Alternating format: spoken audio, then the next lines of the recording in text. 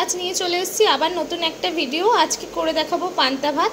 কি করে এত লোভনীয় একটা পান্তা ভাত করলাম চলুন তাহলে দেখা যাক। শুকনো লঙ্কাগুলো ভেজে নেব। লঙ্কাগুলো ভাজা হয়ে গেছে ফ্রেন্ডস। সেখানে আমার পেঁয়াজটা ভাজা হয়ে গেছে, লাল লাল করে আমি পেঁয়াজটা ভেজে নিয়েছি। সেখানে আলু ভাজবো বলে এরকম লম্বা লম্বা করে আমি আলু কেটে নিয়েছি। আমার আলু ভাজাটা হয়ে গেছে, এবার আমি এটা তুলে নেব। হয়ে গেছে, এবার আমরা আমাদের বড়াগুলো ছেড়ে দেবো।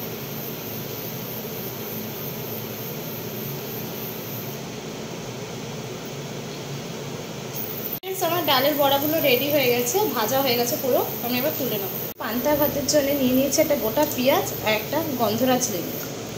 লেবুটাকে এরকমভাবে কেটে নিয়েছি আর তার সাথে এরকমভাবে কাঁচা পেঁয়াজ কেটে নিয়েছি। আজকে আমি পান্তা ভাতটা মাটির থালা এবং মাটির বাসনে ইউজ করব।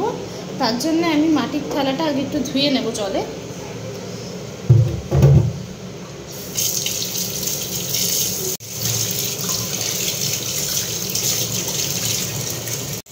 মাটির থালা আর বাটিতে আমি ধুয়ে নিয়েছি। এবার এগিয়ে যাওয়া যাক পান্তা ভাতের রেসিপি। এর মধ্যে আমি শুকনো লঙ্কা দিয়ে দেবো, সেটাকে ভালো করে মুড়িয়ে নেব।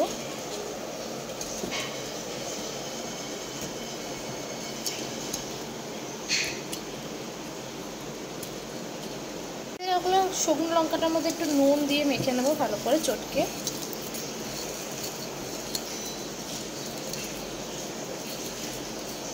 এখানে আলু নিয়ে নিয়েছি, আলু সেদ্ধটাকে আমি ভালো করে মেখে নেব।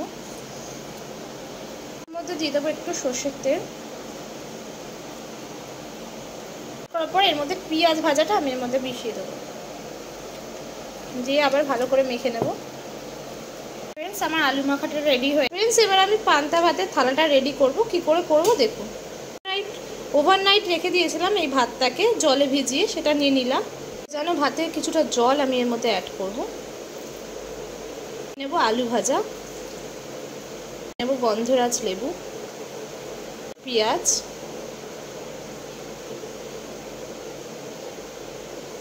আর মেখে রাখা আলু, দিয়ে দেবো কাঁচা লঙ্কা, দিয়ে দেবো নুন, দিয়ে দেবো সর্ষের তেল,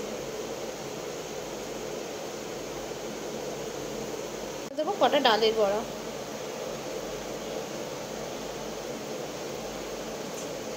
ফ্রেন্ডস, তাহলে দেখতেই পারলেন আমার পান্তা ভাতটা রেডি হয়ে গেছে এবং আমি এটা কী করে করলাম সেটাও দেখালাম।